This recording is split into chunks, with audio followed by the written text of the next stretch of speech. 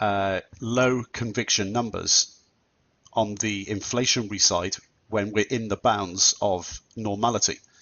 Now, when we look at the chart here, and you can go into the spreadsheet and have a look at all the data behind this chart in your own time, we can see that since 1974, PPI X food and energy, the average has been trending much lower. And we can see now that a 0% number is associated with 0% GDP, and our long-term average is dropping from around 0.5% down to basically almost zero. So we can see that around 0.25% of PPI X food and energy over this entire data set is equivalent to around 1% of GDP. And we know that is around the bounds of normality. So this is how we start to, again, build our scorecards. And when we look at this pictorially and zoom in to recent times, we can get a further understanding when we zoom in on how monthly percentage changes in PPI are associated with certain levels of GDP.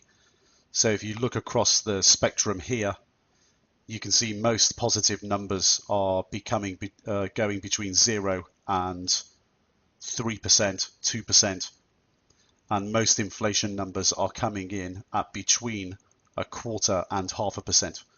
So we can basically see zero inflation is generally associated with zero GDP growth.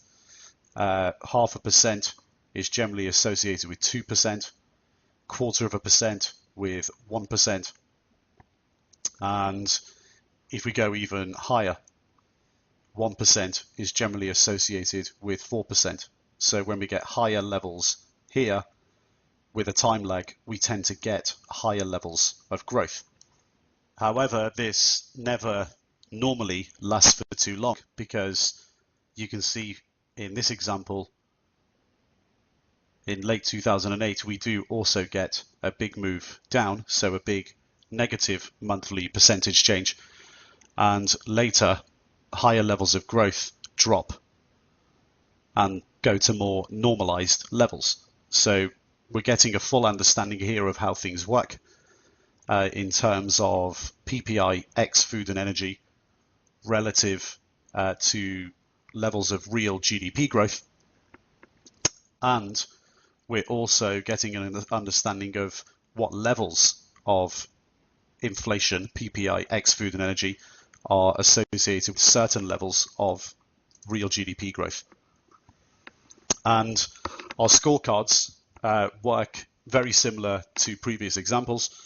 As you can see, during benign to within the extremes, so normal ranges of inflation, so plus and minus 0.34%, we have two areas. We have our long bias area and our short bias area. And when deflation occurs, we tend to have a high conviction long currency bias, because a slowdown is usually an occurrence of tight monetary policy or due to a negative economic shock. And we score deflation high in conviction terms relative to other data sets, because zeroflation and deflation, so we've accounted for zero as deflation here, doesn't happen often at all. It only happens in total in 18% of times, 18% of months. And when inflation occurs within this range, we tend to have a short currency bias, and high growth is usually an occurrence of normal or loose monetary policy. And future policy is to tighten or normalize on extremes, so extreme positives outside the normal bound. So let's put all of this together and try to cement exactly what's going on here again. So keeping an eye on our scorecard on the left as we go through things, the closer we're going to get to extreme deflation, so this area here, the higher the likelihood of a future loosening monetary policy. And the closer we get to extreme inflation, the higher the likelihood of future tightening or normalizing, unless, of course, there's a significant crisis, and this must continue. We have a neutral bias, then a short bias up the positive side of our PPI X food and energy scale. We know that prices spend most of their time inflating, 81% of the time, and at a predictable and normalized rate of around 0.35%, which is why we score a short bias but low on the scale. When zeroflation or deflation occurs, which is 19% of the time, it's more likely, or more than likely, that the Fed is reacting to overheating in order to deflate. And this isn't a common occurrence, as we've seen, which is why we score higher for a long currency bias in deflationary periods versus a short currency bias during normal inflationary periods. Now, one interesting point again is if you count the scorecard occurrences, there's 13 in total. 9 of them are inflationary short currency bias, 3 are deflationary long currency bias, and 1 is neutral. The scores are also in absolute terms higher on the short side in the inflationary areas in terms of predicting inflation. So basically for short currency bias versus long currency bias. So we have more of them and there's more extremes. And throughout history, you'll see stimulus when economic crises occur. That's again designed to counter deflationary conditions by causing inflationary pressures. The more deflation that occurs, the more conviction we have that it's going to be dealt with by the authorities. And in the opposite, we have a fall in conviction from here to here when significant inflationary pressures occur. That's because when inflation gets out of control, it's more than likely that the future policy from central authorities, the Fed, will be to tighten. And we then may enter a deflationary period, and we have to be prepared to switch from here to here. So from a short currency bias to a potential long currency bias. So again, we're trying to be flexible here as traders analyzing the macro data. We systematically score it and we try to be objective in our bias. So again, this is something you should be picking up quite naturally now and should be quite familiar to you, as we've seen in previous videos when analyzing inflation and macro data. So what do we get when we apply the 12-month rolling number? Well, the average monthly price change over the last 12 months is spot 1235%. So the average 12-month percentage move in PPI X food and energy has been 0.1235. So if we look on our scale here, that's between 0 and 0.25. So depending on how conservative you want to be, how aggressive you want to be, you can score this 0 or somewhere between 0 and -6.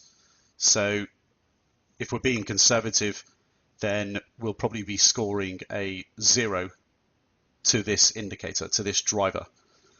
One point to note, the last 12 months have all been inflationary months, so between 0 to 0.2639, and that's basically all within the historical normal range, but it is tending towards below average.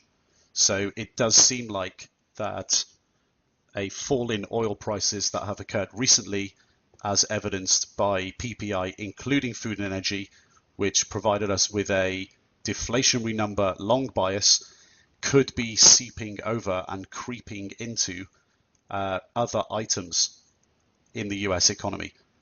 And we're going to be conservative and score probably around a 0, but we do need to still be aware and have a look deeper into the numbers and really understand them.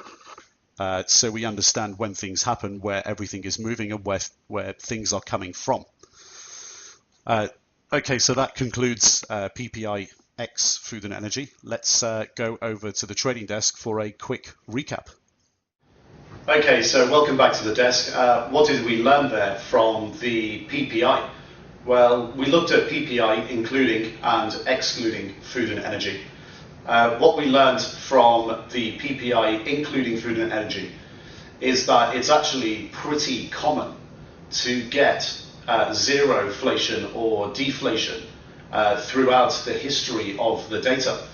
And including food and energy prices, we drilled down into the numbers and we found that similar to the PPI, there is occurrences throughout the history of the PPI, including food and energy, where there's evidence of volatility in oil prices causing many of these deflationary periods. And what we also discovered was that in recent history there's many of these cases, and that's really down to oil prices historically being very high and having large percentage moves followed by big percentage down moves. And we realized that 37% of the time throughout the history of the data that we get these deflationary periods because the PPI, including food and energy, is inherently linked to the volatility of oil prices. And when we looked at the numbers recently, we saw that recently this has been the case. The big move down in oil that's happened in the last 7 months has been the main contributory factor towards deflation in the PPI, including food and energy, and the CPI, including food and energy.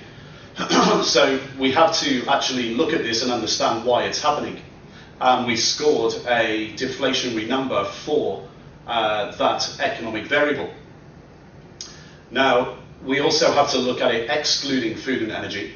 And what we saw was that actually in recent months, the numbers for ex-food and energy have started becoming more deflationary. So we're seeing less inflation because of this. We're starting to see lower oil prices creep in to other areas in business inflation.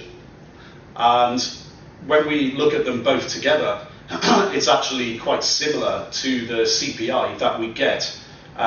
Situations where we get zero inflation or deflation in the ex-food and energy numbers, these tend to be quite rare occurrences.